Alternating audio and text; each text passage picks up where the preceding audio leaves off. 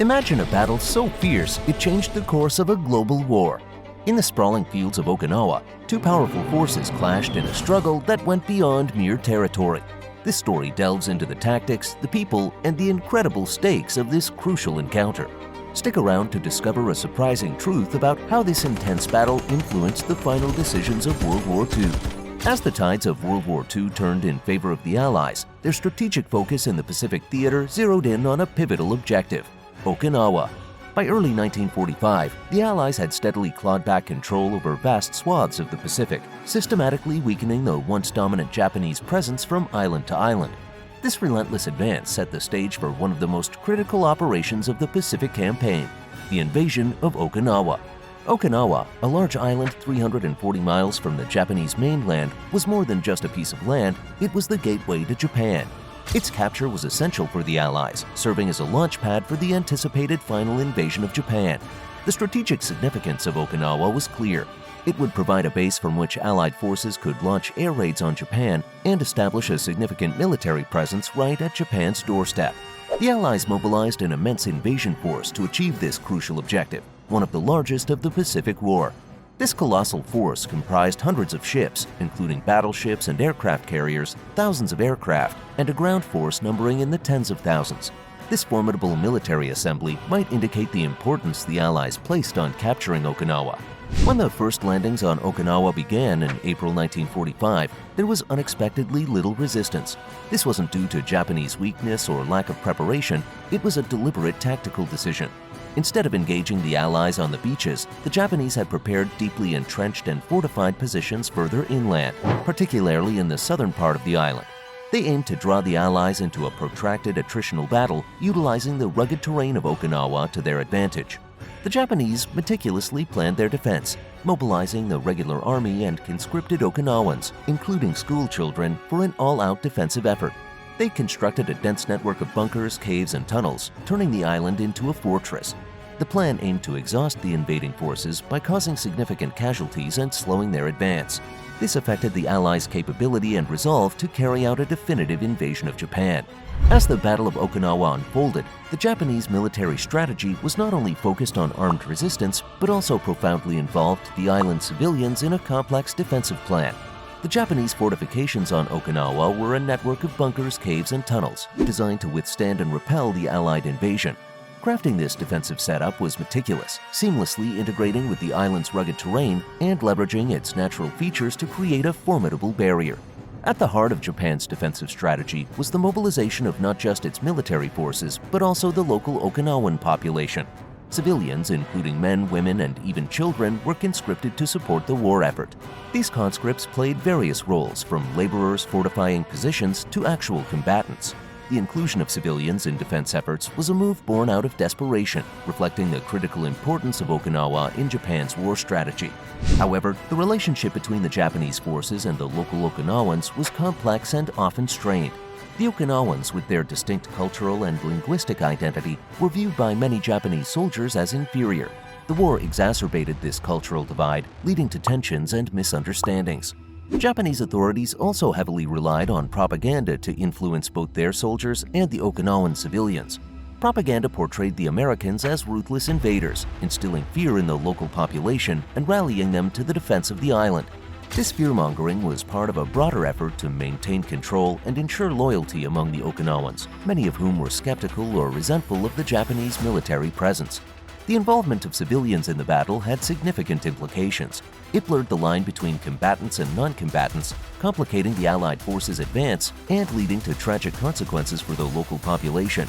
The heavy reliance on civilians not only reflected the Japanese military strategic approach, but also highlighted the dire situation they faced, with dwindling resources and increasing desperation as the war turned against them.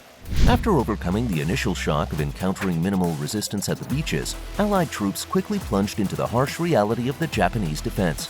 The southern part of Okinawa, characterized by its rugged, hilly terrain, became a deadly maze of Japanese fortifications. In particular, the fortified positions around the Shuri Line turned into relentless and brutal combat zones, where progress was measured in miles and yards. The Japanese defense strategy, profoundly entrenched and meticulously planned, exploited the natural landscape to its advantage, creating a scenario where every advance by the Allied forces was hard-fought and costly. The nature of the battle required the Allies to adapt continuously, employing a combination of ground assaults, artillery barrages, and close-quarters combat. Flamethrowers, grenades, and even tanks became essential in dislodging the Japanese from their fortified positions. One of the most chilling and desperate tactics used by the Japanese was the kamikaze attacks.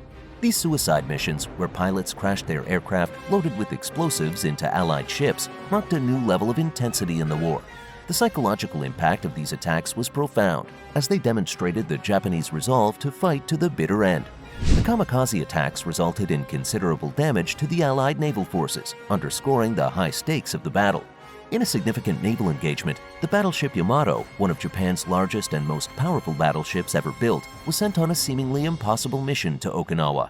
However, before it could reach its destination, American aircraft intercepted and sank the Yamato. The sinking of this colossal battleship symbolized a tactical loss for Japan. It served as a metaphor for the shifting tides of war in the Pacific. Concluding on June 22, 1945, the Battle of Okinawa resulted in a significant triumph for the Allied forces, yet it carried a tremendous price. This 82-day campaign was a military confrontation and a testament to the extreme sacrifices made during the war.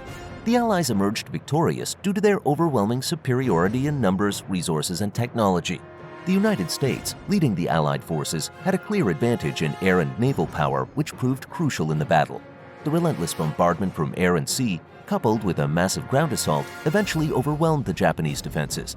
However, the Japanese strategy of drawing the Allies into a protracted battle inflicted heavy casualties and significantly slowed their progress. The humanitarian cost of the Battle of Okinawa was unprecedented.